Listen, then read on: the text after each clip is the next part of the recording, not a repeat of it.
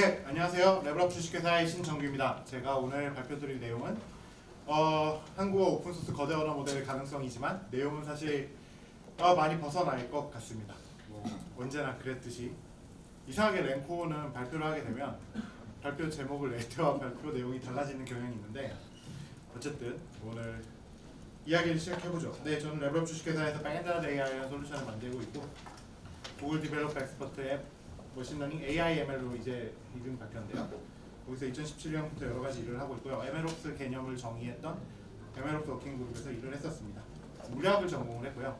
통계물리학 분야에서 이 계산 내과학이라는 분야를 전공을 했어요. 뇌세포를 시뮬레이션하는. 네, 어쩌다 보니 딥러닝까지 되었죠. 근데 뭐 이건 별로 재미는 없고 개인적으로는 네, 여행을 굉장히 좋아하고요. 구글 트립을 엄청나게 사랑했지만 구글 그레이브로 들어가 버렸습니다.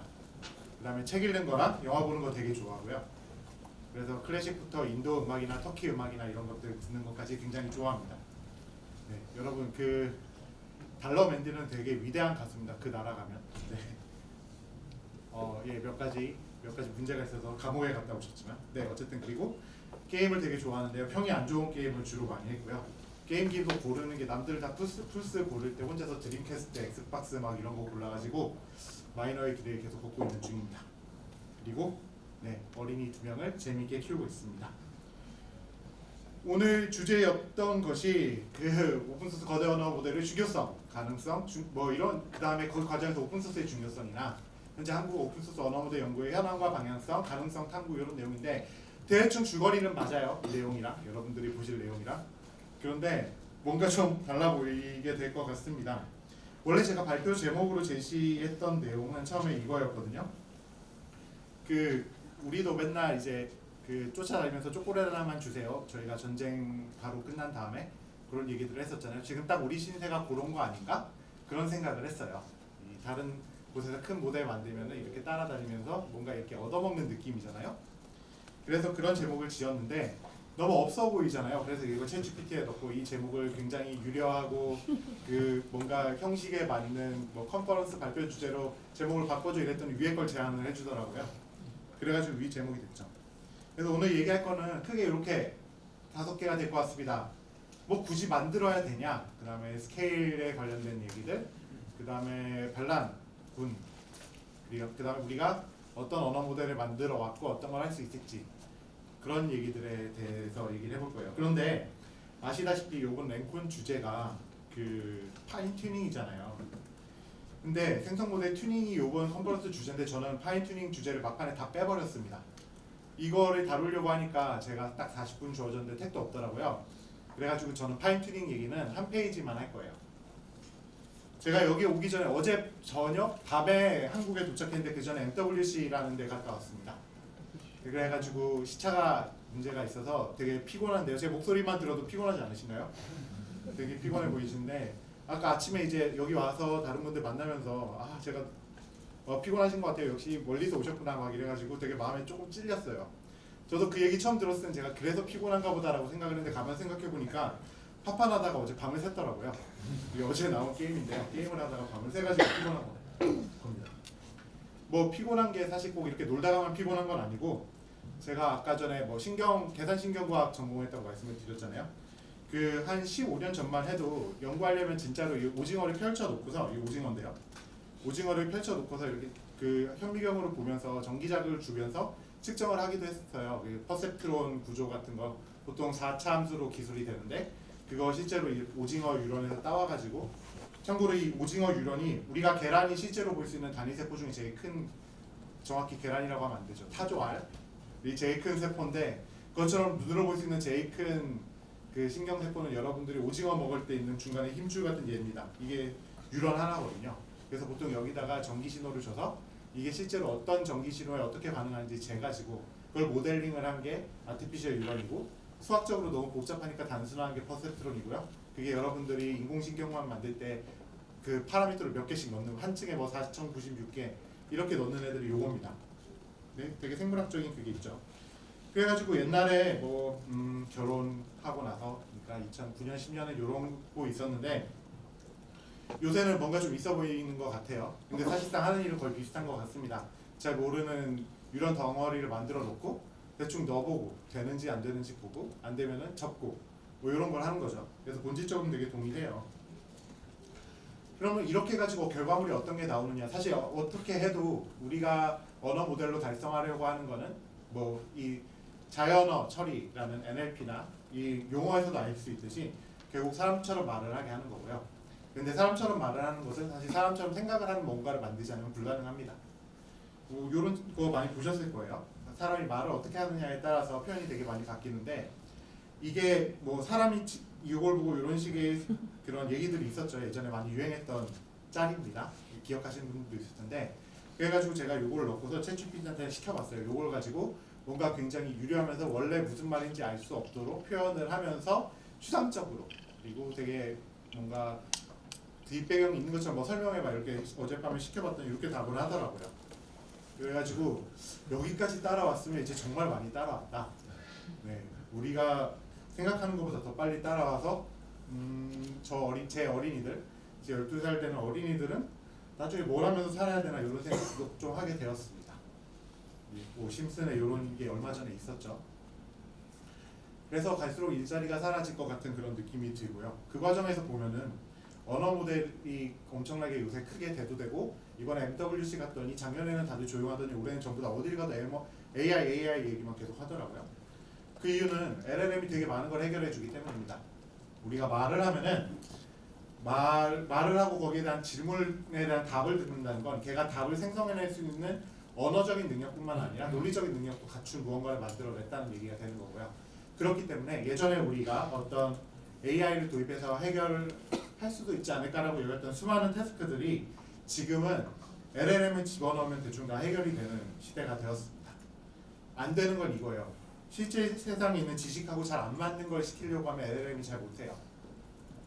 그렇지 않은 모든 것들은 LLM을 넣어서 논리를 처리할 수 있게 되었습니다. 그러니까 우리가 뭐 챗봇으로만 주로 만나고 있지만 LLM으로 해결을 하려고 하는 건 챗봇이 아니라 언어 구조 밑에 깔려 있는 수학적인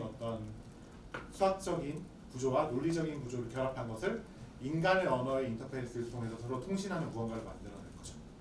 자, 여기까지만 들으면 뭐 이게 한국어랑 무슨 상관이 있을까라고 생각하실 수 있어요. 왜냐하면 언어는 그 언어를 사용하는 언중이라거나 실제 언어와 상관없이 그 어떤 나라의 언어인가에 상관없이 어쨌든 모두 논리 구조를 가지고 있고 그 논리 구조를 통해서 서로 상호 작용을 하고 있기 때문이죠. 그래서 보면 나와도 대충 한국어 하고 미스트랄도 한국어 좀 하고 믹스트랄은 더 잘하죠. 지난주에 젬마도 나왔는데 대충 잘하고 다 잘하는데 굳이 한국어 오픈소스 모델을 꼭 생각을 할 필요가 있느냐 이런 얘기를 할 수가 있어요. 근데 우리가 사실 보면은 넘기 힘든 어떤 벽이 있습니다. 예를 들어볼까요? 여기서 제가 이제 올해 나이는 비밀로 하겠습니다. 젊다고 생각을 하고 그 여기서 조금 게임을 좋아하셨던 분들은 그 스노우 브라더스라는 게임을 해보신 적이 있을 거예요. 와, 어렸을 때 여기 오락실에 가면 있는데 이렇게 돼 있죠. 이게 우리가 주로 봤던 스노우 브라더스 캐릭터 선택 화면이고 이게 원래 일본판 캐릭터 선택 화면입니다. 이게 서양으로 수출되면서 이렇게 로컬라이징이 된 거고 한국에는 영문 버전이 들어왔기 때문에 우린 이걸로 기억을 하고 있죠. 그래서 이런 차이가 있어요. 이런 차이가 여기서만 등장하는 게 아니라 사실 여러 군데서 볼 수 있는데 예를 들면 일본에서 더블 드래곤이 나올 때는 이런 커버 디자인으로 나왔고 뭐 유럽 쪽에 수출이 될 때는 이런 걸로 나왔고 미국에 수출될 때는 이런 풍으로 나왔죠. 뭐 비슷한 거 같으세요? 까보면 다 똑같은 게임입니다. 그래서 우리가 언어는 단순히 논리만 반영하는 게 아니라 어떤 국가의 역사나 문화를 동시에 반영하는 특징이 있어요. 그리고 그런 것들이 사실 언어 구조에도 일부 반영이 되어 있기도 합니다. 예를 들면 우리가 높임말, 우리나라 말에서는 이제 높임말이나 낮춤말이라고 하면 좀 이상하네요. 그런 그 어미에 따른 형변화에 대해서 굉장히 자유로운 특징들이 뒤에서 다룰 거니까 간단하게 요거만 얘기하면 그런 것들이 있는데 언어에 따라서 그렇게 아예 없는 언어도 있고 완전 다른 식으로만 아래에서 위로만 올려치는 언어들도 있어요. 영국 가면 그렇죠. 그런 식으로 언어의 구조에 그 나라의 문화가 어느 정도 섞여 있어요. 그게 되게 큰 차이를 만들어내죠. 또 비슷한 거 요거는 그냥 좀 실감나지 않는 이제 여러분들이 나이가 있어야지 시간이 나는 얘기니까 지지난달에 CES 출장 갔을 때를 보면은 거기 메뉴판이 있더라고요. 이런 것 때문에 만드는 과정에 참여를 해야 되는데 다른 나라가 만들더라도 우리가 뭔가 하긴 해야 돼요. 거기 갔더니 이제 너무 먹고 싶잖아요. 외국에 있으니까 우리나라 음식이 먹고 싶어가지고 딱 갔더니 마침 그날 점심이 한국 뭐 프라이드 치킨 볼 이렇게 써 있는 거예요. 그래서 너무 반가워서 줄을 섰는데 잘 읽어보니까 이게 정말 내가 아는 그 한식인가 이런 생각이 들더라고요. 자스민 라이스에다가 깨 뿌리고 그린 어니언을 위에 얹은 치킨이 뭔가 얹혔는데 되게 이상한 요리인 거예요. 제가 받아봤는데 밥이 되게 보슬보슬한데 산초 향이 막 나고 그 위에 치킨이 엎어져 있는데 이 양념이 뭔가 한국에서 안 먹어본 그 동남아식 양념 이런 걸 가지고 이제 코리안 프라이드 치킨 볼을 팔더라고요. 이런 일들이 일어나게 되죠. 그렇기 때문에 우리가 어쨌든 한국어 모델에 대해서 신경을 써야 합니다. 외국에서 그냥 데이터만 왕창 넣어서 만드는 것 말고도 여러 가지 이야기를 해볼 수 있는 것들이 많이 있죠. 문제는 우리나라에서 이런 걸 못 만드는 이유는 돈 때문입니다. 스케일은 너무나 빨리 커지고 있고요. 우리가 보통 이 어떤 딥러닝을 통해서 기존에 있던 빅데이터와 클라우드를 결합해서 이 딥러닝으로 수렴시킴으로써 최종적으로 어떤 지성을 만들 수 있을 거라고 생각을 하는데요. 그렇기 때문에 모든 사람들이 뭐 AI나 AGI 같은 이야기를 하고 있죠. 그래서 만들어내는 것들이 보통 파운데이션 모델이라는 걸 만들어냅니다. 뭐 프리트레인드 모델이라고도 부르고요. 그래서 큰 데이터를 가져다가 중간에 막 빵꾸를 뚫어놓고 거기를 채우도록 만드는 훈련 방식도 있고 뒤를 이어쓰도록 만드는 훈련 방식도 있고 여러 가지가 있지만 어쨌든 우리가 미리 사전 태깅을 하지 않은 데이터를 왕창 가지고 와서 그것들로 훈련을 하게 한 거대한 AI 모델이에요. 그리고 이렇게 모델을 만들고 나면 이걸 그대로 쓰는 게 아니라 나중에 파인 튜닝을 하죠. 왜냐하면 정말로 말만 잘하고 뭔가 많이 알고 있는 애를 걸쳐놨다고 해도 결국 회사에 들어가면 우리가 신입사원 훈련을 하고 직무 배치를 하잖아요. 학교에 들어가도 마찬가지로 심지어 초등학생들도 교과부터 배우더라고요. 그런 걸 하죠. 이렇게 큰 모델로부터 시작하는 건 되게 단순한데 우리가 언어를 하게 만든다는 것 자체가 엄청나게 사실 큰일이기 때문입니다. 그래서 논리 구조에 따라서 맥락을 이해하고 대답을 하는 것 자체가 인간과의 상호작용 하에 틱톡으로 일어나야 되는 것이고 티키타카로 일어나야 되는 것이고 또 그 과정에서 이렇게 큰 모델로 갈수록 착발 현상이 생기는 것을 발견했기 때문이죠. 아까 인컨텍스트 러닝 이야기도 나왔었는데 요거 제가 작년에 발표했던 내용이니까 작년 앵콘을 봐주시기 바랍니다. 문제는 여기에 엄청난 자원이 들어간다는 겁니다. 이 막대한다는 게 정말로 막대해요. 뭐 이렇게 어쨌든 이렇게 가져다가 파운데이션 모델을 하나 가져다가 미세 조정을 해가지고 너는 이제부터 이런 일을 해야 해 이렇게 훈련을 추가로 시키면 서비스 모델이 나오게 돼요. 왜냐하면 모든 모델을 파운데이션 모델처럼 데이터를 왕창 부어서 만드는 건 너무나 힘들기 때문에 일단 뭐든 잘하는 애를 만들어 놓고 그 다음에 특화를 시키는 거죠. 어떻게 보면 인류가 이 고등 교육 과정을 만든 거랑 되게 유사해요. 우리가 초중고 때 아무거나 때려 배우잖아요. 제가 중학교 때 지리 시간에 뭔가 지도 보는 법도 많이 배우고 등고선 읽는 법도 많이 배웠는데 잘 기억은 안 나요. 하지만 뭐 훈련소 가야만 기억을 나게 만들더라고요. 강제로. 네, 그런 거 많이 겪으셨죠? 그런 것처럼 이 파인 튜닝을 통해서 특정 목적에 맞춰서 만듭니다. 돈이 엄청 많다는 구글조차도 패스웨이를 일단 만들어 놓고 이걸 랭귀지 모델로 파인 튜닝 하기도 하고 의학 지식이나 보안 지식이나 수학에 특화를 해서 별도의 모델들을 만들어요. 이 정도 크기의 모델이 되면 파인 튜닝 하는데도 시간이 굉장히 많이 들어갑니다. 한 달에서 2달 이상이 들어갑니다. 이게 유일하게 파인 튜닝에 대한 슬라이드였고요. 네, 그래서 얼마나 이 자원이 막대하게 들어가냐면 5년 동안 10,000배 정도가 늘었어요. 모델에 들어가는 자원이. 그래서 요 부분만 딱 보면 이게 지금 스케일이 로그 스케일이잖아요. 그래서 들어가는 이게 제타플롭스 넘어서 이제 요타플롭스의 단계로 접어들었는데 이게 어느 정도의 스케일인지 보통 짐작이 잘 안 되실 거예요. 우리가 보통 게임을 하게 되면 요 펜타플롭스 단위에서 놉니다. 그런데 이 몇십만 배의 자원이 더 들어갔죠. 그래서 이게 어떤 것까지 갔냐면 예를 들어서 여기 보면 제미나이가 이제 제일 최근에 나온 모델 중에 하나인데 이게 AI 스튜디오라고 해서 얘는 보통 100만 토큰까지 지금 현재 지원하는 걸 프라이빗 베타로 내놨거든요. 그 토큰이라는 건 다른 분들이 발표해서 다뤄주시겠지만 저도 다루긴 하네요. 어쨌든 그래서 요걸 딱 보면은 제가 이걸 지금 베타 테스트를 하고 있는데요. GD라서 동영상을 통째로 업로드를 할 수가 있어요. 그럼 동영상을 토큰으로 변환을 해줍니다. 그러면 보통 한 30분대 50만 토큰 정도를 써요. 그러니까 이거는 RAG 같은 걸 전혀 안 쓰고 그냥 동영상으로 토큰을 만들어서 넣고 여기에 대해서 질의를 시킵니다. 이게 무슨 세미나 자료였는데 넣고 여기에 대해서 이게 수학 세미나였는데 이걸 좀 간단하게 만들어줘 했더니 쭉 요약을 해줘요. 여기 이제 100만 토큰 이건 지금 제가 위에 거 생략돼가지고 1001로 에러 넣은 건데 그래서 약 70만 토큰 정도 쓰면은 동영상 1시간짜리를 보통 이렇게 정리를 하더라고요. 그래가지고 잘 모르겠으니까 한국어로 해라. 그 다음에 이게 뒤에서 이제 초등학교 중학생 알아들을 수 있게 만들어라 해서 이게 좀 어려운 내용이고 이걸 최종적으로 그 중학생 수준으로 맞춰라 이렇게 설명을 했더니 이 정도까지 간단하게 맞춰줬어요. 이 세미나를 들으면 여기 계신 분들 중에 한 10분 이하만 알아듣고 나머지는 전혀 무슨 말인지 저도 잘 못 알아듣는 그런 수학 강연 동영상이었는데 그거를 얘는 알아서 그걸 토큰 레벨에서 처리를 해주는 거죠. 오늘 토픽 중에 이렇게 큰 거대 토큰을 다루는 기술들이 있는지 제가 아직 체크를 못했는데 이렇게 모델 발전은 엄청난 속도로 빨라지고 있습니다. 그래서 뭐 심지어 파인튜닝이나 RAG 같은 것들도 무시할 수 있을 정도로 엄청난 사이즈의 그 컨텍스트 토큰 사이즈를 가지는 모델들이 나오고 있고요. 아마 올해 이건 지금 이제 곧 상용화가 되는 거고 내년 정도면은 100만 토큰 모델들을 어디서나 볼 수 있게 될 것이고 뭐 10만 토큰 정도는 여러분들이 직접 집에서 돌려보기도 하지 않을까 하는 생각을 합니다. 그럼 이제 맨날 뒤에서 쭉 나오는 용어들 다시는 설명 안 하는 용어들을 간단하게 짚고 넘어가면 GPU가 나오는데 GPU는 옛날에는 게임할 때 붙이는 거였는데 여기서 딥러닝 가속 장치라고 생각하시면 되고 딥러닝은 딥 뉴럴 네트워크라고 해서 뉴럴 네트워크를 10개층 이상으로 쌓으면 딥 뉴럴 넷이라고 보통 부릅니다.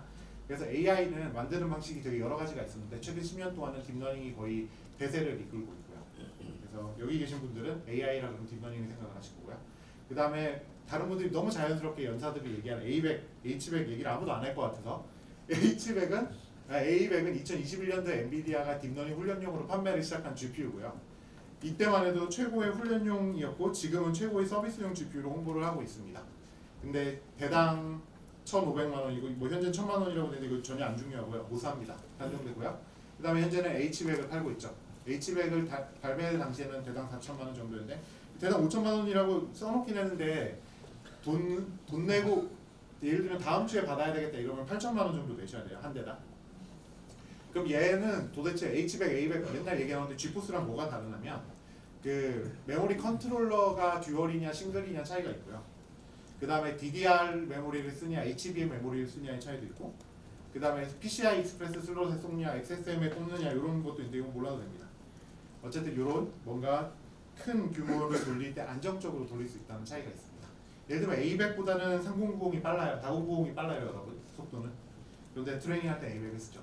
4090으로 거대 모델을 트레이닝하게 되면 100% 죽습니다. 시간이 좀 지나면. 그래서 GPU는 뭐 다들 만드시면 엔비디아가 거점하고 있고 그 연산 자원들이 계층적으로 만들어져 있어서 전력 소모를 예측하기가 되게 쉽고요. 그 다음에 이게 쿠다코어라는 애가 있고 쿠다 얘기를 많이 듣죠. 쿠다 돌려주는 애가 쿠다코어라고 보시면 되고 뭐 스트림 멀티 프로세서가 있고 그 다음에 동영상이나 이런 걸 이제 읽어오고 쓰는 데는 미디어 인코더 디코더가 따로 달려 있어요. 이거 전용 칩이 시간을 보자. 네. 되게 중요합니다. 제가 시간을 못 맞출 가능성이 되게 높기 때문에 그 다음에 텐서 코어라고 해가지고 이렇게 행렬 연산의 11x11 행렬을 쭉 파이프라인처럼 계산하는 텐서 코어라는 애도 달려 있습니다. 그래서 이 뒤에 내용은 몰라도 되니까 좀 생략을 할게요. 이게 AMD랑 쿠다의 구조 차이인데 여기서 생각해야 되는 건 요거예요. 우리가 보통 GPU 메모리에 들어있는 요 메모리 구조는 3차원처럼 생각을 하시면 되고 그 다음에 여기 들어가는 단위가 우리가 행렬 뭐 간단한 계산을 시킨다 뭐 매트릭스 곱을 시키다 이렇게 한 단위로 생각을 하는 게 아니라 칩에 들어갈 때는 보통 투자를 하니까 한 워프라는 단위로 들어가게 돼요. 그래서 워프가 어떤 정해진 시간 동안 얼마나 많이 돌았느냐 이론상 가능한 워프 처리 워프 개수 대비 실제로 처리된 워프가 몇 개이냐가 CPU의 사용률을 결정을 하게 됩니다. 뭐 이런 거 생각을 하고 그러면 얘는 이렇게 복잡한데 여기서 이제 차원을 하나 까는다고 생각을 해볼게요. 그러면은 우리가 보통 NPU 3세대를 얘기를 할 수가 있습니다. AI 가속기들인데 FPGA라는 애, 그러니까 나중에 우리가 추가적으로 프로그램 가능하게 나온 보드들이 있어요. 그걸로 특화된 서킷을 만들거나 아니면 칩을 정식으로 설계를 해서 만든 AI를 가속하는 데 특화된 칩들입니다. 뭐 보통 제로 스키핑이라고 해서 큰 행렬이 텅텅 비었기 때문에 행렬 빈 부분을 그냥 다 압축을 해버린다거나 아니면은 보통 32비트에서 16비트, 8비트, 4비트까지 양자화 등등을 통해서 경량화를 해서 이런 칩을 돌리는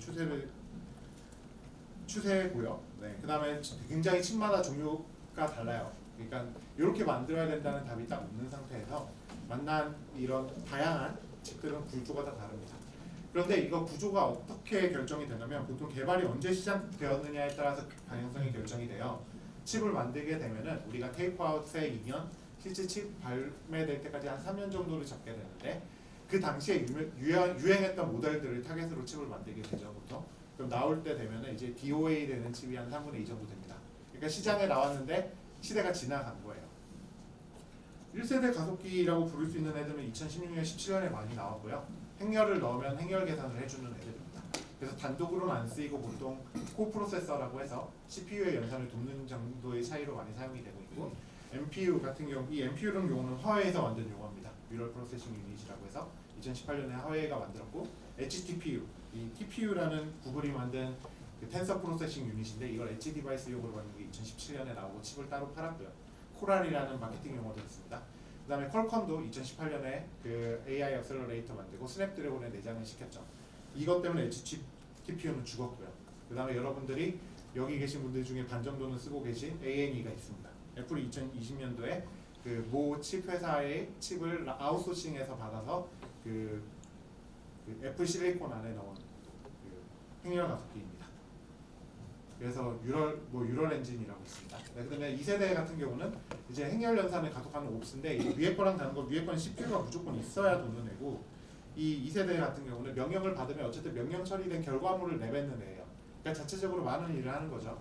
그리고 또 이미지 이 당시에 되게 유행했던 게 이미지였어요. 자율주행도 있고 이미지 처리도 있고 서베일런스도 있고 그러니까 인코더나 디코더 동영상을 뭐 풀어서 행렬로 만든다거나 행렬을 여러 동영상으로 만드는 이 디코더 인코더를 내장한 칩들이 여러 개 있습니다. 그래서 오픈CV의 기능들의 구현을 고속으로 하는데 특화가 되어 있고 현재 우리가 시장에서 보는 가속기는 다 여기 대부분 여기 있어요. 예를 들면 뭐 퓨리오사의 워보이나 뭐 사피오의 X20330들이나 아니면 디웹스나 오블린트 한국 칩들을 보면 얘네들은 요 2세대 가속기 반, 3세대 가속기 반 정도의 능력에 걸쳐 있습니다. 이 용어 설명하다가 시간이 다 가는 게 제가 제일 두려운데요. 달리겠습니다. 3세대 같은 경우는 트랜스포머 아키텍처용 옵스가 구현이 되어 있고 훈련용 인퍼런스 칩으로 크게 나눌 수가 있고요. 보시면 알겠지만 시장에 나와 있는 칩은 그렇게 많지 않습니다. 지금 돈을 내면 주는 칩들은 그록이랑 TPU 정도밖에 없고요. 그 다음에 훈련용으로 그래프코, 삼바노바, 세레브라 정도가 돈을 내면 주는데 세레브라는 중동이 닫아가서 돈 내서 못 삽니다. 그리고 올해 내년에 나올 칩들로는 뭐 레니게이드라거나 레벨이라거나 리벨이라거나 X440 내년에 나올 거고요. 4세대 같은 경우는 트랜스포머 이후에 아키텍처에 대응하는 칩들입니다. 예를 들면 트랜스포머 아키텍처가 대부분의 알고리즘들이 처리를 하고 있지만 문제는 이제 트랜스포머의 그 속도 저하를 어떻게 해결을 하느냐. 예를 들면 얼마 전에 오픈 AI가 소라라는 모델을 내놨잖아요. 그걸 영상 하나를 제작하는데 우리가 얼마 정도의 시간이 들 것 같으세요? 예를 들면 1분 영상을 생성하는데 10분 이상이 걸린다고 하면 그건 사실 상업화하기 좀 어려울 겁니다. 그렇기 때문에 그런 레이턴시를 좁히기 위한 기능을 맞춘다거나 아니면은 챗GPT를 동시 1억 명의 서비스를 해본다고 해봅시다. 그럴 경우에는 스케일의 난도가 엄청나게 올라가게 되죠. 그리고 전성비가 요새는 크게 중요해지고 있고요. 이런 것들 중에 몇 가지를 해결을 해보겠다라고 해서 여러 가지 프로토타입들이 나오고 있고요. 대표적으로 PM이라고 해서 메모리에다 프로세서를 일종의 코프로세싱 유닛들을 붙여가지고 그 워크로드의 일부를 메모리로 분산을 해버린다거나 아니면 CPU랑 램이랑 AI 칩이 동일한 메모리를 사용할 수 있도록 CXL로 연결을 하고 메모리 어드레스를 통일해버리는 기술이라거나 뭐 이런 것들이 여러 가지가 있는데 개인적으로는 수요는 되게 여러 가지 사례에 대해서 보이는데 구현은 어떻게 할지 잘 모르겠습니다. 그리고 돈을 전력을 엄청나게 사용을 하고요. 예를 들면 이게 저희 회사에서 쓰고 있는 애들인데 일부인데 얘가 DGX라고 부르는 우리가 보통 엔비디아에서 살 수 있는 제일 비싼 기계예요. 뭐 4억 정도 하자는데 얘 같은 경우에 전력을 그 7kW 정도 먹는 걸로 기억해요. 제가 뒤에 적어놨으니까 그죠? 그래가지고 근데 문제는 우리가 이런 공간을 빌리면 요 한 칸에 들어가는 전력이 보통은 4kW입니다. 일반적으로 웹 서비스용으로는 그렇고 그 다음에 딥러닝을 할 수 있도록 만든 고밀도 존 같은 경우는 이게 10kW를 지원을 해요. 그러니까 이걸 한 대 넣고 나면 나머지 공간 놀아야 됩니다. 엄청 전력이 적은 걸 넣었구나. 그래가지고 근데 이 자원이 엄청나게 먹죠. 이런 것들이 어느 정도 먹느냐? 이거 한 대 메모리가 640기가 정도가 들어가요. GPU 메모리가요. 들어가는데 모델 하나 서비스를 하려면 이 정도 메모리가 필요합니다. 그러니까 아까 그 앞기계에서는 그 GPT 3.5 기반으로 두 개 돌릴 수 있고요, 동시에. 그 10kW를 먹고 두 개를 돌릴 수 있고, GPT-4는 더 많이 먹지만 터보는 또 줄었다고 하니까요. 그거보단 더 적은 정도의 자원이 될 거예요. 그러니까 엄청나게 그냥 계속 돈을 먹는 곳이에요. 또 이게 전기를 어느 정도 먹느냐, 우리가 라마2로 훈련을 한다고 했을 때 라마2가 훈련이 되는 걸 뭐 우리가 DGX A100 머신으로 계산을 한다고 하면은 얘가 한 대당 아까 7kW 먹는다고 말씀드렸잖아요. 그걸로 4096대 동시에 돌리게 되고, 기간을 계산을 하게 되면 3.6MW 정도를 시간당 연속적으로 소모를 하게 되는데, 그 단위는 보통 1660가구, 웬만한 아파트 단지 하나가 소모하는 전력을 끊임없이 소모한다고 보시면 되겠습니다. 그러니까 이게 돈이 많이 드는 분야예요.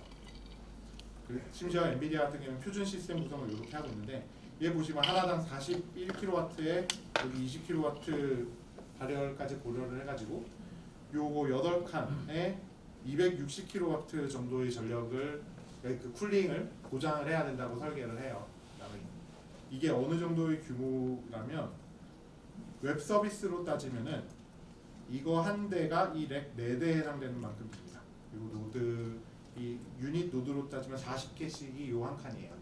컴퓨터 40대가 요 한 칸에 들어간다고 보시면 돼요. 그거를 8개를 놓은 거니까요. 그래가지고 이거를 놓을 데가 없어요. 수도권에는 그저께부터 더 이상 칠 수도 없게 금지가 됐고요. 하지만 전기가 엄청나게 소모가 되지만 필요하니까 네이버나 LG유플러스나 KTSK가 전부 다 뭐 300MW 정도의 IDC를 건립을 하려고 준비도 하고 있고 건설도 하고 있습니다. 그래서 이런 것들 때문에 다양한 대안들이 나오고 있어요, 저전력으로. 그래서 뭐 저전력 GPU, NPU들도 있고 뭐 다들 고민하고 있습니다. 뭐 지금 제가 시간이 애매하니까 망했죠. 12분 남았는데 반도 못했어요. 달려보겠습니다. 그래서 무서운 세상이죠. 그래서 GPU는 이렇게 전기를 많이 먹음에도 불구하고 GPU를 사기는 어려워요. 작년 같은 경우에 해도 이제 모든 회사들이 조 단위의 비용을 들여서 짓고 있고요. 1빌리언이 뭐 1.4조 정도죠. 그래서 바이트댄스가 바이트NM이란 걸 작년에 내놨는데 아마 모르시는 분들도 있을 거예요. 그거 용으로 이제 H800, A800 10만 대 사가지고 있는데, 이 800이 뭐냐면 A100, H100이 중국에 수출이 금지가 됐어요. 미국 정부가 막았습니다. 뒤에서 나오겠지만. 그래서 약간 성능을 깎은 모델들을 팔자를 붙여서, 이게 상서로운 의미래요, 중국어로. 800 모델들이 있는데, 그래서 뭐 바이트댄스도 1조 원어치 사고 알리바바도 한 4조 원어치 사고 막 계속 삽니다. 이렇게 사고 나니까 미국이 이제 수출 못하겠죠. 그리고 우리나라 국가 슈퍼컴퓨터 유포기는 아무 데서도 입찰을 안 하는 상황이 되었습니다. 너무나 값이 올라서요. 그리고 지금은 GPU를 거의 전략 자원으로 취급을 하고 있어서, 뭐 미국 같은 경우는 작년 10월부터 모든, 심지어 게임용 GPU까지도 수출을 다 제한을 해버렸습니다. 그리고 엔비디아 같은 경우는 또 못 팔려면 안 팔지 않기 때문에 드래곤 4090 드래곤 모델을 만들어서 작년에 공개를 했고, 그다음에 이 RTX 6000도 못 팔게 했으니까 6000을 좀 깎아가지고 5880 버전을 만들어서 또 판매를 시작을 했습니다. 그다음에 마이크로소프트 같은 경우는 H100가 요 개당 지금 아마 단체 할인이 한 5천만 원 정도 샀겠죠, 한 대. 그래서 20만 대를 주문했고, 메타 같은 경우는 올해 안에 30만 대 사겠다고 발표를 했죠. 이게 그러니까 이 회사들은 거의 1조에서 10조 단위의 자원을 비용을 지불하고 사겠다고 하는 거고요. 또 이런 것을 생산하고자 하는 공장에 대한 수요도 계속 있어서 이스라엘 정부 같은 경우는 인텔 반도체 공장을 유치하는 대가로 예산의 4조를 지원을 했어요. 뭐 이런 것들이 있고, 공급이 너무 많으니까 엔비디아 같은 경우는 데스크탑에서도 돌려주겠다고 작년 말에 발표를 했고, 그다음에 실제로 챗 위드 RTX라고 해서 내 윈도우 PC에서 챗봇 돌리는 걸 지난달이구나, 벌써 지난달에 발표를 했죠. 그래서 이런 식으로 규제가 계속 이루어지고 엄청난 게 경쟁이 있고, 그다음에 국가 간에 이렇게 서로 수출 안 하려고 하는 것들이 막 있습니다. 그래서 소버린 AI라는 명칭까지도 나오는데요. 별로 좋아하진 않는 용어긴 하지만 국가별로 이런 AI 장벽을 치고 자체적으로 보유를 해야 된다 이런 수요들도 있습니다. 그래서 미국 같은 경우는 아예 이런 거의 수요가 없는 칩들 같은 경우는 그 국가 돈으로 사가지고 아르곤의 AI 테스트팜이라는 데로 보내고 있고요. 그다음에 영국 같은 경우는 엑사스케일이라고 해서 슈퍼컴퓨팅 프로젝트를 5월에 하고 이제 입찰에 들어갔는데 엔비디아로 11월에 결정이 돼서 그 자국의 회사들 그래프코가 그 영국 회사인데 엄청 반발이 있었고 EU 같은 경우도 이 메르노스트롬인가 뭐 그 저도 이름 보고 잘 모르겠어요. 이걸 런칭을 했습니다. 이 다 모여가지고 슈퍼컴퓨터를 하나 세운 거예요. 이 용도로. 일본 같은 경우는 그 소프트뱅크 인스티튜션이 작년 8월에 런칭을 했고요. 일본 안에서 일본 모델을 만들겠다라는 걸로 1,200억 정도의 하드웨어를 구매를 해서 시작을 했고 그다음에 원래 슈퍼컴퓨터 전 세계 1위였던 이제 2위죠. 후가쿠 같은 경우를 코로나 연구용으로 쓰던 걸 전부 다 전용을 해서 지금 라지 랭귀지 모델 트레이닝용으로 돌렸습니다. 일본은 되게 재밌어요. 전 세계 시장에서 보면은 왜냐면 이 거대 언어 모델을 CPU로 접근해 보려는 거의 유일한 나라예요. 그래가지고 되게 다양한 시도들이 있습니다. ARM 기반의 CPU로 트레이닝을 해보려는 시도들이 있고 치바오미 같은 경우도 그 중에 일환입니다. 중국 같은 경우는 우리나라에서 그 게이밍 GPU 값을 엄청나게 올렸죠. 이렇게 사간 다음에 그걸 게이밍 GPU를 AI로 리팩토링하는 회사들이 있어요. 아까 전에 제가 4090을 이 라지 랭귀지 모델 트레이닝했으면 100% 죽는다고 말씀을 드렸잖아요. 그러니까 죽지 않도록 칩에서 다 뜯어내는 거예요. 그 쿨링 시스템을 뜯어내고 엄청 좋은 쿨링 시스템 붙여가지고 죽지 마라 하는 거죠. 이렇게 해서 팝니다. 그 다음에 GPU 회사들 같은 경우는 이제는 진짜 달려야 되니까 빨리 하겠습니다. 엔비디아, AMD, 인텔 모두 화이팅을 하고 있고 하이브리드 APU가 올해부터는 엄청나게 많이 등장을 할 겁니다. GH200의 일부가 지금 알겠습니다. 무서운 세상이에요. 그래서 하이브리드 APU 같은 경우도 이제 배달을 시작을 했죠. 그래서 엔비디아 같은 경우도 되게 특이하게 한 3년치 계획을 미리 발표를 했어요. H100, B100, X100 이런 식으로. 원래 2년마다 한 번씩 이터레이션을 하는데 올해부터 1년마다 한 번씩 이터레이션을 합니다. 그 다음에 클라우드 업체들도 엔비디아한테 종속될 수 없기 때문에 아마존 같은 경우에 인퍼런시아 2를 런칭을 했고 마이크로소프트도 마이아랑 코발트를 런칭을 하고 올해 찍기 시작을 했죠. 그리고 인텔에서 찍기로 지난주가 계약을 했습니다. 그 다음에 메타 같은 경우는 얘네도 이제 칩 설계가 너무 빨랐기 때문에 CNN 이런 걸 처리하는 칩들로 MTIA라는 칩이 있고요. 테슬라는 도조를 작년에 테이프아웃을 했는데 담당자들이 다 집에 가서 다른 데로 이직했기 때문에 어떻게 될지 모르겠습니다. 그 다음에 훈련용은 개발을 하기가 힘들기 때문에 뭐 지원 모델 늘려가는 식으로 여러 회사들이 도전을 하고 있고요. 그러니까 인퍼런스를 만드는 회사들이 트레이닝으로 많이 지금 옮겨가는 회사들이 꽤 있어요. 근데 그건 기존의 이제 GPGPU식의 트레이닝이 아니고요. 훈련용으로는 다양한 종류의 가속기, 인퍼런스용도 다양하게 있고 국내 같은 경우는 현재는 전부 다 인퍼런스용 가속기를 주로 찍고 있습니다. 좋은 선택인 것 같아요. 그 다음에 양자화에서 생기는 문제점이 여러 가지인데 16비트로 훈련을 한 다음에 8비트로 양자화나 4비트 양자화하면 성능이 떨어지니까 AQT라는 게 2021년에 나온 논문이 있는데요. 이거 기반으로 구글이 엄청나게 투자를 해서 작년 하반기에 그 AQT 소프트웨어도 공개를 하고 이 TPU 버전 5는 이 AQT 기반으로 8비트 인트8 8비트 인티저만 사용하도록 나왔어요. 그러니까 이게 양자화를 하는 과정에서 성능이 떨어지니까 애초에 그냥 8비트로 훈련부터 서비스까지 다 하자는 개념이에요. 칩에서. 그러면 당연히 수렴을 잘 안 하거든요. 모델링 하시는 분들, 그러니까 성능이 계속 훈련을 하면 점점 성능이 좋아지는데 이걸 수렴하는 과정이라 수렴한다고 합니다. 그냥 용어로. 이 수렴을 되게 느리게 하게 돼요. 16비트에 비해서 8비트는 오류가 많이 생기기 때문에. 그런데 구글의 해결책은 더 오래 한다고 해결을 했습니다. 그러니까 수렴이 잘 안 되면 5배 더 훈련을 시키지만 전체적으로 보면 그게 더 이득이더라 비용상으로 이런 식으로 해결을 하고 있습니다. 훈련용으로는 뭐 거대 언어 모델 하면 메가트론 딥스피드가 거의 디팩토 스탠다드처럼 쓰이고 있고 AMD 같은 경우는 CUDNN에 맞서서 젠DNN을 작년에 런칭을 했고 사실 더 빠른 애예요. 이름이 계속 바뀌다가 이제 젠DNN으로 밀고 있고요. 이게 보시면 2021년에도 있긴 했습니다. 그 다음에 구글 같은 경우는 오픈XLN이라고 해서 자신들이 갖고 있던 트레이닝 서빙 플랫폼 인디를 리니어 알제브라 컴파일러가 있는데 그것을 자기들이 갖고 있으니까 참여를 많이 안 한다고 생각을 했는지 TVM이라는 애로 많이 건너가는 사람들이 있거든요. 그래서 이걸 그냥 오픈하자라고 해서 작년에 이 오픈 소스화를 하고 커뮤니티를 만들기는 했으나 들어가 보면 구글 분들밖에 없습니다. 그다음에 서빙 플랫폼으로는 작년 중순에 나온 VLLM이 많이 뜨고 있고요.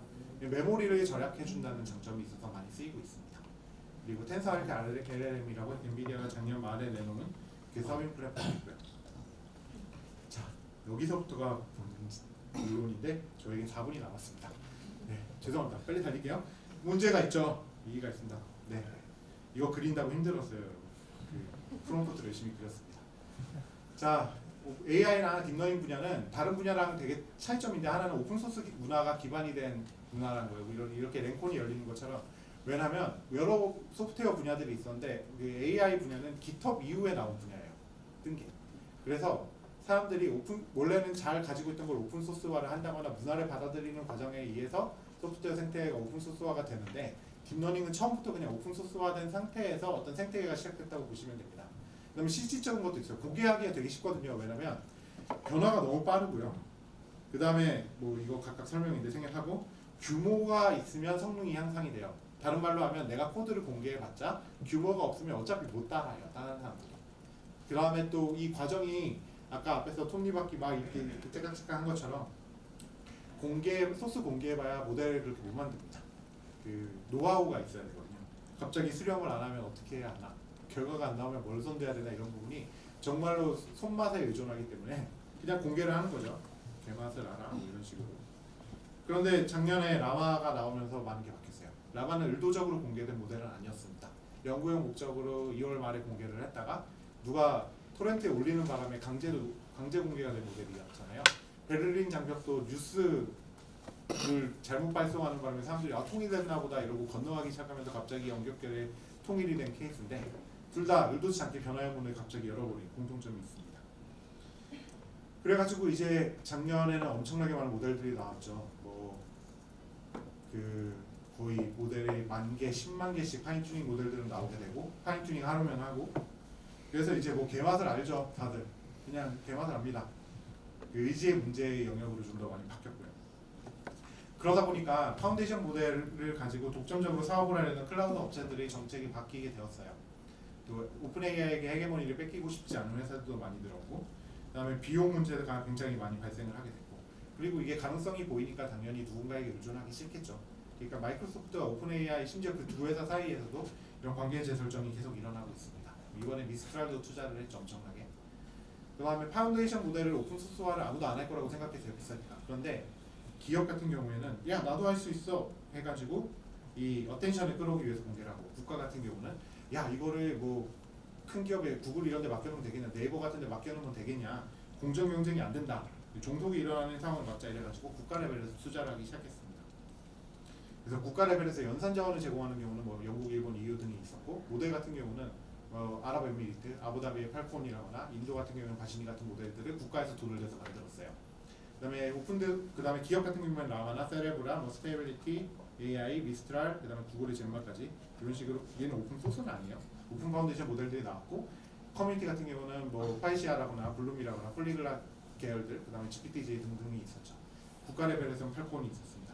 그래서 모두 주어졌는데 한국어 파운데이션 모델은 얘네가 한국어를 할 줄 아는 거지 한국어를 중심으로 한 파운데이션 모델은 없습니다.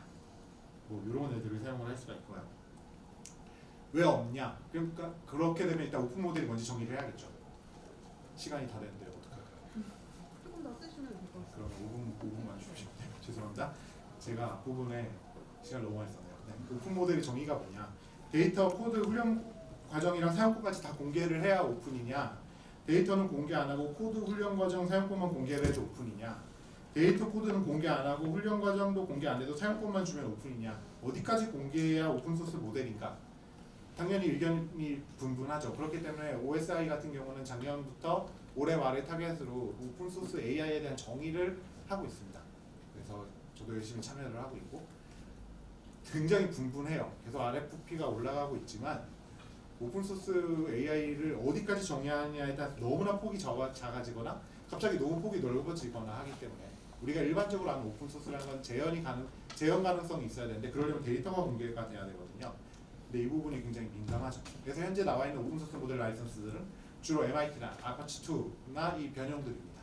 그 다음에 몇몇 모델들은 오픈레일엠 같이 이런 모델 사용 용도를 제한할 수 있는 라이선스들이 있고요. 근데 한국어 오픈소스 모델이라고 하면은 이 정의에 뭔가 다 부합하는 애는 사실 폴리글랏 제외하면 잘 없는 것 같고요. 그래서 보통은 크리에이티브 커먼즈가 걸려 있습니다. 그러니까 상업적으로 못 써요. 그러니까 사실 오픈소스가 아니죠. 인도 같은 경우에는 국가나 사기업들이 모두 들려들어서 하고 있고요. 일단 나라가 크잖아요. 전 세계에서 제일 큰 나라기도 하고. 사기업 같은 경우는 만들면 시장이 10억인데 돈 들여서 할 만하죠. 그리고 국가적으로는 그 인도 안에서 쓰이는 언어가 최대 60개 이상으로 카운트를 하고 있더라고요. 그러니까 모든 언어가 멀티링구얼이고 그걸 다른 나라나 큰 회사, 외국 회사들이 해주지 않기 때문에 자체 개발을 하고 있고요. 그래서 크루트링 같은 경우에 작년에 발표를 했는데 인도 권역에 있는 대부분의 언어 이게 되게 큰 겁니다. 그걸 커버하는 최초 LLM이기도 하고요. 그다음에 뭐 여기 이테라 토큰인데 이번에 공개한 젠마가 3빌리언 모델 이테라 토큰이었나? 그랬던 것 같아요. 트릴리언 테라가 아니죠. 트릴리언 토큰 정도가 되죠. 그다음에 뭐 오픈 IT 같은 경우는 구조를 라마 구조를 똑같이 갖고 와서 인도 데이터를 넣어서 훈련을 한 거고요. 브라치피티 같은 경우는 인도 12개를 선별을 해가지고 만들고 국가에서 돈을 대서 그 강제는 아니지 국가 돈을 받아서 오픈 소스화를 해버린 거고요. 마니 같은 경우는 우리가 STT나 TTS 등을 구현을 하기 위해서 이 지역 얘는 방언도 많대요. 700여 곳 이상의 방언을 음성 데이터를 수집을 해서 오픈 소스화를 목표로 열심히 데이터를 모으고 있습니다. 그 다음에 사전 오픈된 거는 우리가 팔콘이나 라마나 미스트라이나 젠마 등이 있고요. 그 다음에 이 한국 오픈 모델 개발 어려움들이 쭉 있는데 뭐 간단하게 이 문제점이 뭐냐면 우리는 돈이 없습니다. 우리는 10억짜리 인구도 없고요. 돈을 대는 분들이 없습니다. 사실 돈이 뒤에 내용이 뭐 있긴 한데 중요하지 않고요. 무조건 돈이 허들이고요. 왜 오픈소스인데 돈이냐? 옛날에 오픈소스는 자원은 요만큼이고 열정이 이만큼이면 돌아갔었어요. 그런데 그 라지 랭귀지 모델로 오면서 사실상 연산 자원이 차지하는 게 전체의 거의 대부분이고 열정이 뭔가 기여할 수 있는 부분이 너무 작아졌기 때문에 이 오픈소스 모델을 만드는데 돈이 필요하게 됩니다. 외국은 그럼 어떻게 이런 걸 만들었냐? 얘네는 환전이 가능해요. 스타트업들 같은 경우는 모델을 공개하고 우리가 이런 거 만들 수 있다라고 하니까 펀딩을 유치를 하고요. 빅텍 같은 경우는 클라우드 비즈니스를 하게 되면 작은 모델 공개하고 클라우드 쓰세요 하면 되고 클라우드 비즈니스를 안 하는 경우에도 클라우드한테 모델을 돌리게 하고 수익을 분배를 하죠. 또는 국가 같은 경우에 아까 아랍에미리트 돈 많죠. 걔네 클러스터가 없어서 어떤 방법을 썼냐면 애저한테 2달 돈 주고 그냥 빌려서 거기서 모델을 만들었어요. 플랫폼 같은 경우에. 어마어마한 돈입니다. 그 다음에 경제적으로 LLM을 자연 창발하기 어려운 경우는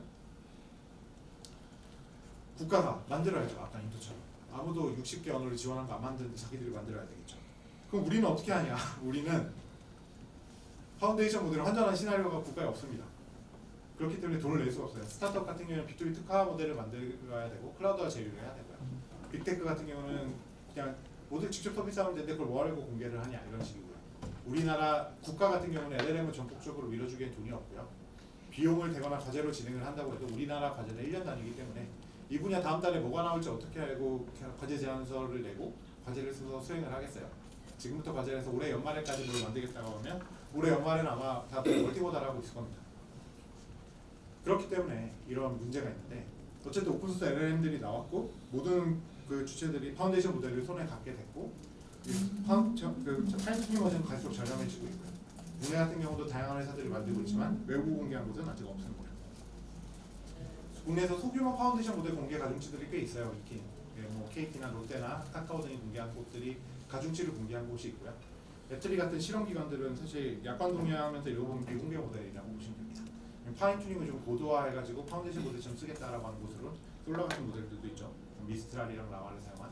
그다음에 주로 대기업이나 계열사의 모델들 같은 경우는 사업적 목표가 있기 때문에 적당히 작은 모델을 이제 데모용으로 또는 그 마케팅용으로 많이 내놓습니다. 뭐 라마도 사실 그런 케이스죠. 자, 죄송합니다.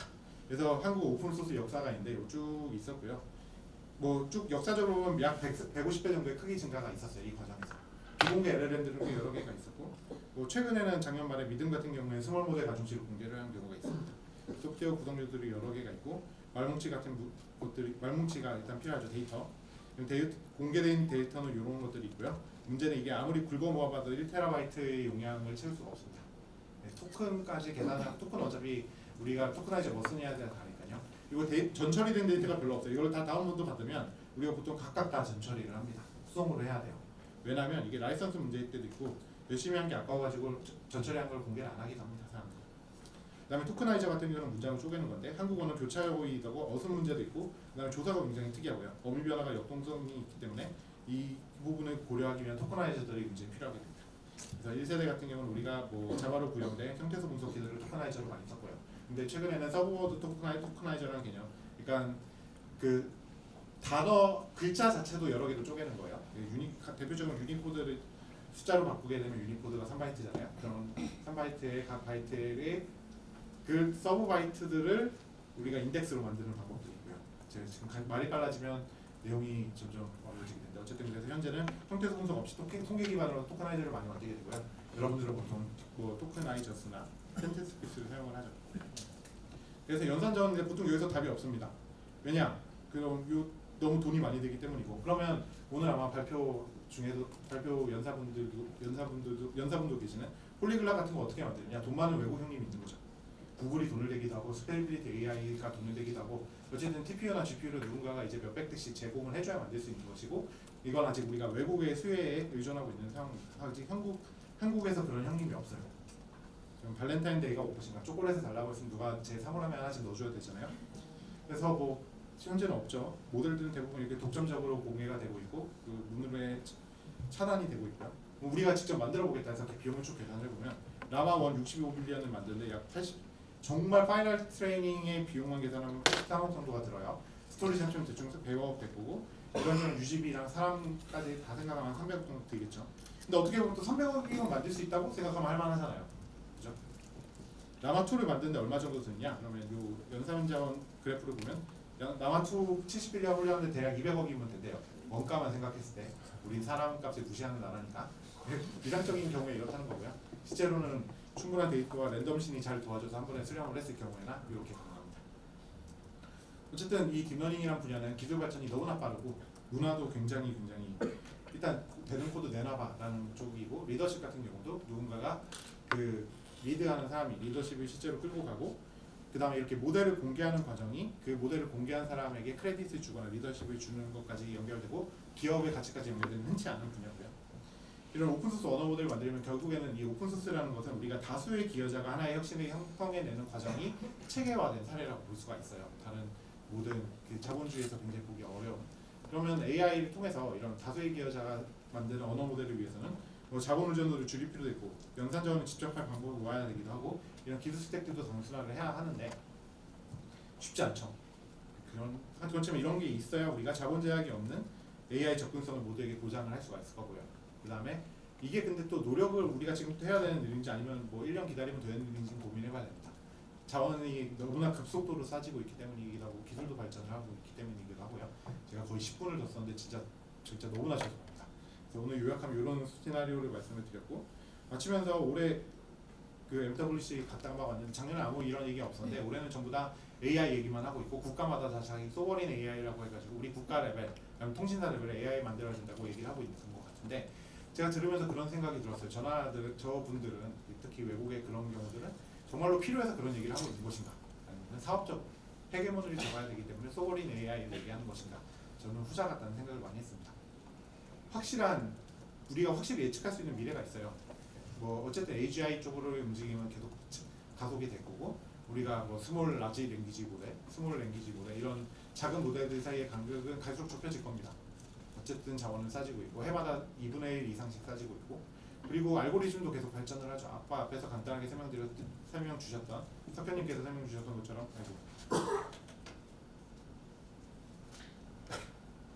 항상 이렇게 뭔가 양자화 문제도 있고요. 그 다음에 우리가 새로운 알고리즘을 계속 개발해내기도 합니다. 그래서 이런 과정에서 우리가 자본의 역학과 오픈소스 모델의 중요성을 같이 생각을 해봐야 되는데 오픈소스 모델의 위험성을 지적하는 사람들도 많이 있어요. 예를 들면 전혀 필터링이 안 되고 혐오 발언 같은 것뿐만 아니라 우리가 뭐 해킹에도 쓸 수가 있고 뭐든지 할 수 있으니까요. 하지만 동시에 또 그런 가능성이 있죠. 모든 사람이 하나의 모델을 자신만의 모델을 가질 수 있는 가능성도 있죠. 그래서 우리가 이 미래가 어쨌든 오게 될 것이고 오픈소스 모델을 우리가 직접 만들든지 오픈소스 한국어 모델을 우리가 직접 만들든지 누군가가 만들어주게 될 텐데 그런 과정에서 생각해볼 점들이 여러 가지가 있다. 뭐 이런 이야기를 해보려고 했으나 말을 빨리 하다 보니 뭔가 생각했던 것들을 많이 날려버렸습니다. 아무것도 안 했는데 발표가 끝났고요. 여기까지 들어주셔서 감사합니다.